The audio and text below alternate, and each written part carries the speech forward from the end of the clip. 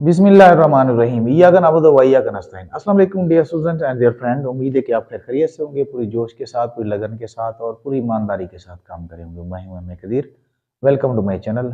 अच्छा प्यारे बच्चों, आज हम 6.4 की एग्जांपल नंबर 15 हम कर रहे हैं।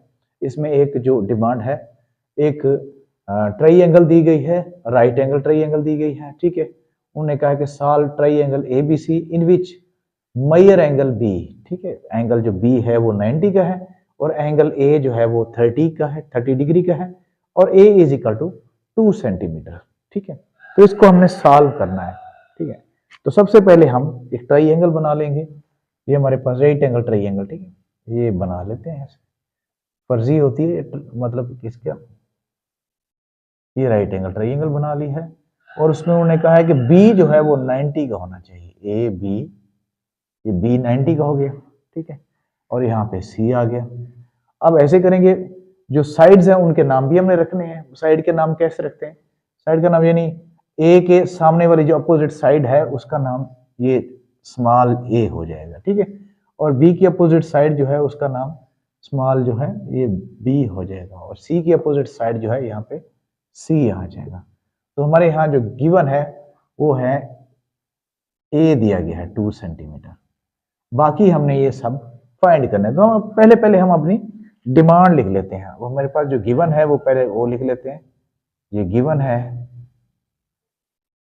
हमारे पास मेजर एंगल बी, ये दिया गया है 90 का है और मेजर एंगल ए जो है वो भी दिया गया है 30 का है। ठीक है, मेजर एंगल ए वो दिया गया है और इसके बाद जो साइड ए जो मतलब बीसी जो है वो हमने फाइंड बल्कि दी गई है 2 सेंटीमीटर। और यहां हम अपनी डिमांड लिखते हैं। टू प्रूव क्या है? टू प्रूव हमारे पास है टू फाइंड कह दें, ठीक है ना। टू फाइंड, ये फाइंड में आ जाता है। अब जो जो चीजें नामालूम हैं उनको हम यहां लिखेंगे। सबसे पहले एंगल्स में से तो एंगल सी जो है हमें फाइंड करना है, एंगल सी। ठीक है, इसके बाद जो है हमने साइड्स में ए बी जो है यहाँ पे सी हमने फाइंड करना है।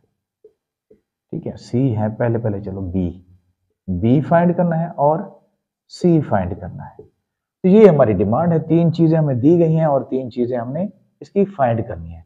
तो सबसे पहले अगर एंगल फाइंड करें तो एंगल का हमारे पास जो एक रिवायती फार्मूला है कि आपको पता है, sum of internal angle of any kind of triangle is equal to 180। ठीक है, जो भी ट्राइंगल हो, ये तो खासतौर पर राइट एंगल ट्राइंगल है, किसी किस्म की भी ट्राइंगल हो, उसके जो अंदरूनी एंगल होते हैं, इंटीरियर एंगल्स होते हैं, उनका जो सम होता है यानी उनका जो मजमूआ होता है वो 180 होता है।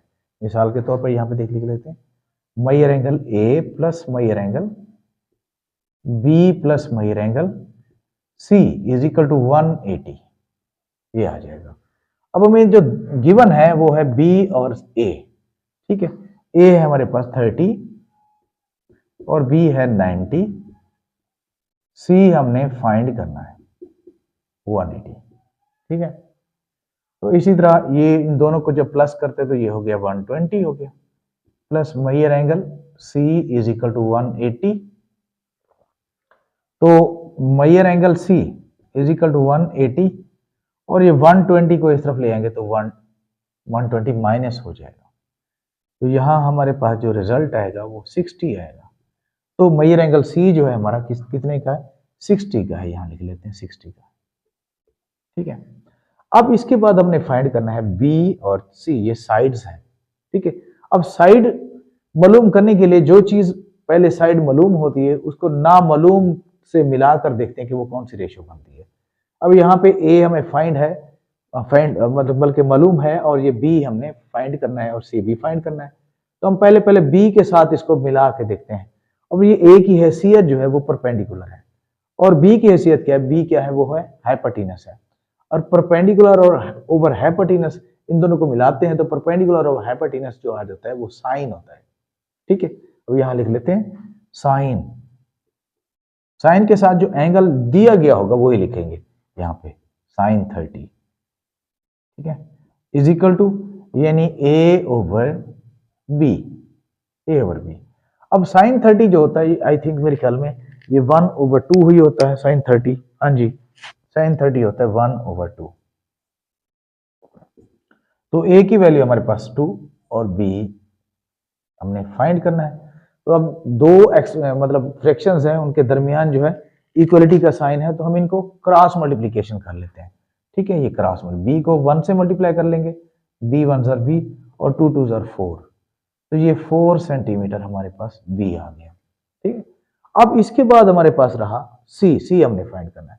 अब हमारे पास यानी बी मालूम करने के बाद हमारे पास दो रास्ते खुल जाते हैं। एक तो हम इसी तरह अगर फर्ज करो कि हम सी फाइंड करें, इसी तरह भी हम कर सकते हैं जैसे इसकी रेशियोज बनाई है हमने। ठीक है, ये यहाँ पे हमारे पास है मतलब परपेंडिकुलर ओवर बेस अगर कर लें तो वो 10 के इक्वल हो जाएगा, ऐसा भी हम कर सकते हैं। दूसरा ऑप्शन हमारे पास आ गया कि हम पाइथागोरस थ्योरम भी लगा सकते हैं। पाइथागोरस थ्योरम कैसे लगाएंगे, हमारे पास क्योंकि जब टू साइड्स मालूम हो तो हम पाइथागोरस थ्योरम लगा सकते हैं, ज्यादा इजी वही हो सकता है। ठीक है, पाइथागोरस थ्योरम लगा लेते हैं, यहाँ पे लिख लेते हैं पाइथागोरस थ्योरम, ये बाय पाइथागोरस थ्योरम।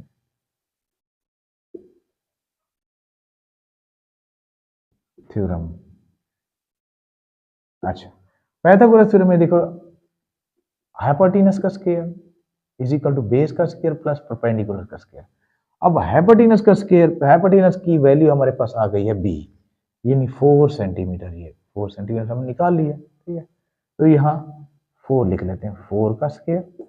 और बेस हमारे पास वो हमने फाइंड करनी है, बेस सी है और परपेंडिकुलर पहले से मालूम है 2 है। ठीक है, अब 4 का अगर हम स्क्वायर लें तो ये आ जाता है 16। ये सी स्क्वायर प्लस 2 का स्क्वायर लें तो 4 आ जाता है। अब 4 को जब इस तरफ ले आएंगे माइनस हो जाएगा सी स्क्वायर, तो देखो 16 में से 4 गए 12 बच जाएंगे, तो सी स्क्वायर इज इक्वल टू 12। अब 12 का अगर हम स्क्वायर रूट लें इन स्क्वायर को खत्म करने के लिए, तो यहाँ पे इसको लिख लेते हैं c इज इक्वल टू 12 को लें तो फिर 12 4 मल्टीप्लाई 3 कर लेते हैं, क्योंकि 4 जो है परफेक्ट स्क्वायर है। ठीक है, तो 4 जो आप उसका स्क्वायर रूट लेंगे तो ये आ जाएगा 2 इंटू अंडर रूट 3, तो ये हमारे पास आंसर आ जाएगा 2 इंटू अंडर रूट 3 सेंटीमीटर। ठीक है, ये आ जाएगा हमारे पास 2 इंटू अंडर रूट 3 सेंटीमीटर। तो ये इसका फाइनली आंसर है 2 इंटू अंडर रूट 3 सेंटीमीटर, और ये वाला भी आ गया। तो हमारे पास पूरी हमने इस ट्राइएंगल को हमने सॉल्व कर लिया। ठीक है, उम्मीद है कि आपको इसकी समझ आई होगी। इंशाल्लाह ताला नेक्स्ट वीडियो में और एग्जांपल लेके हाजिर होंगे, तब तक के लिए अल्लाह हाफिज।